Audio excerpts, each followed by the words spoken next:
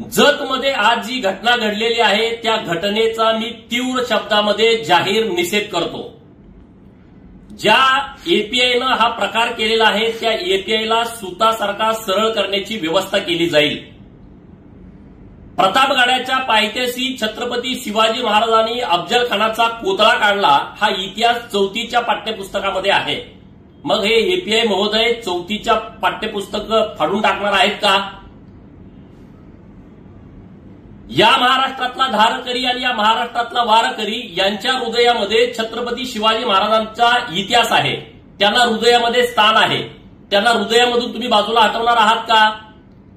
मी तमाम शिवप्रेमींना आवाहन करतो की महाराष्ट्रामध्ये हिंदुत्ववादी सरकार आहे आणि छत्रपती शिवाजी महाराजांचा अपमान केलेला खपवून घेतला जाणार नाही। ज्या एपीआयनं हा उद्योग केलेला आहे त्याच्यावरती निश्चितपणे कारवाई होईल। मी राज्याचे मुख्यमंत्री माननीय देवेंद्र फडणवीस साहेबांच्या कानावरती ही गोष्ट घातलेली आहे। सांगली जिल्ह्याचे एसपी साहेब यांच्याशी सविस्तर बोललेलो आहे आणि त्यामुळं तुम्ही या सगळ्या गोष्टीचा संयम बाळगावा।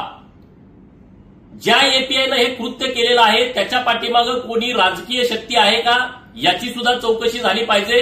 कारण 2009ला ज्या नेते मंडळीच्या डोक्यात जंत होता त्यांनी जी दंगल घडवलेली आहे तसा काही प्रकार जतमध्ये करण्याचा प्रयत्न केला जातोय का याची सुद्धा चौकशीची मागणी मी करतोय।